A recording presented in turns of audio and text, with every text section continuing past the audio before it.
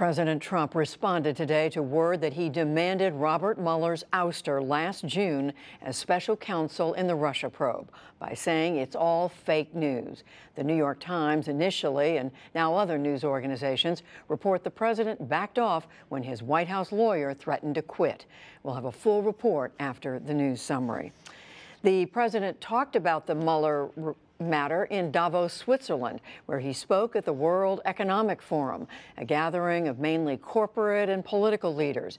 He used the occasion to declare the United States is open for business.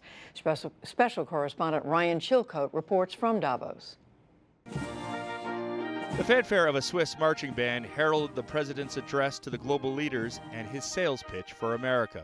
There has never been a better time to hire, to build, to invest, and to grow in the United States.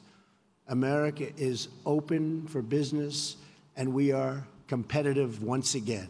Mr. Trump touted his tax cuts and regulatory overhaul. We are freeing our businesses and workers so they can thrive and flourish as never before. The president also sought to reassure his audience that his America First agenda is not bad for the rest of the world. But he said free trade must be fair. The United States will no longer turn a blind eye to unfair economic practices, including massive intellectual property theft, industrial subsidies, and pervasive state-led economic planning.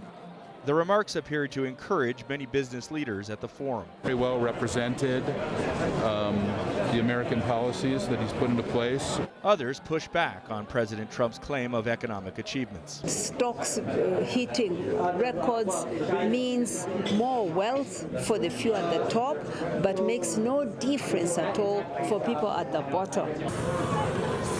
There were also boos and hisses when the president branded the news media nasty, mean, and vicious. The hall was so packed I shared my chair with a Nobel Prize-winning economist. A Japanese politician sat beside him. Both my neighbors were dumbstruck by the spectacular start to the event, even though they got little of the provocative Trump. The president was restrained, on message, and stuck to the teleprompter.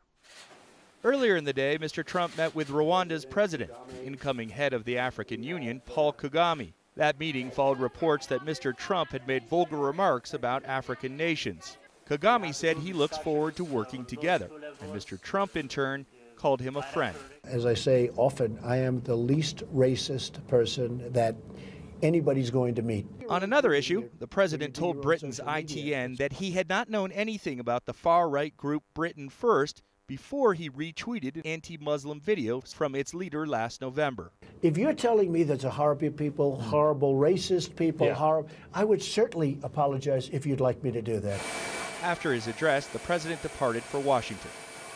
For the PBS NewsHour, I'm Ryan Chilcote in Davos. In the day's other news, as President Trump plugged the U.S. economy at Davos, Wall Street turned in another record session, due mainly to strong corporate earnings and a weaker U.S. dollar. The Dow Jones Industrial Average gained nearly 224 points to close above 26,616. The Nasdaq rose 94 points, and the S&P 500 added 33. All three were the highest they have ever been. The president's immigration proposal drew fire today from the left and the right. It offers a path to citizenship for 1.8 million young immigrants living in the U.S. illegally. Some far-right groups warned of betrayal. But in an interview Thursday, Mr. Trump said he thinks immigration foes in Congress will come around. Well, these are people that really have shifted a lot. They've really shifted a lot. And I think they're willing to shift more, and so am I. Look, we're going to try and make a deal in DACA.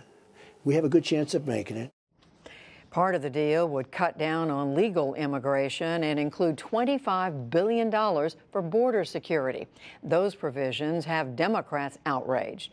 In a tweet today, Senate Minority Leader Chuck Schumer called it, quote, the wish list that anti-immigration hardliners have advocated for years. The president shot back that Schumer is unable to act on immigration because he took a political beating in the government shutdown. Casino mogul Steve Wynn denied today that he has sexually harassed or assaulted multiple women. The Wall Street Journal detailed the allegations against Wynn, who is finance chair for the Republican National Committee.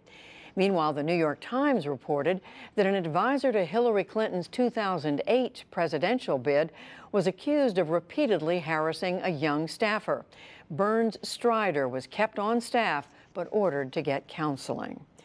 There is more fallout from Michigan State University's handling of sexual abuse allegations against Larry Nassar. The former sports doctor was sentenced this week to up to 175 years in prison for molesting scores of young women and girls. Today, Michigan State's athletic director, Mark Hollis, announced he's retiring. As a campus community, we must do everything we can to ensure that this never happens again, to make sure that any sexual assault never occurs. But to do so, we must listen and learn lessons. Only then can we truly begin the process of healing. Michigan State University's president announced her resignation earlier this week. Nassar also worked for USA Gymnastics, and the U.S. Olympic Committee demanded yesterday that the group's entire board resign. Today, USA Gymnastics said that it will comply. In South Korea, at least 37 people died today when a fire tore through a small hospital that had no sprinkler system. More than 140 people were injured. Firefighters rushed in as smoke billowed out of the 6-story building southeast of Seoul. Officials said the fire started in the emergency room, but the cause was not clear. Thousands celebrated and protested in Australia today. They marked the day that the first British ship carrying convict colonists landed in 1788. In Sydney, boats bustled in the harbor as thousands lined the boardwalk to celebrate. But in Melbourne, more than 25,000 people rallied against white colonization and what it did to the Aboriginal people. In economic news, Boeing lost a big trade case against the Canadian rival Bombardier. The U.S. International Trade Commission rejected claims that Bombardier sold passenger jets to Delta Airlines at artificially low prices. That blocks the Trump administration from imposing nearly 300% tariffs. And in France, they are fighting to get their hands on Nutella spread, literally. Frenzied buyers pushed and shoved to grab the chocolate hazelnut paste.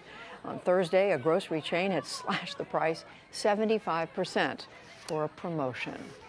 I guess they really like it.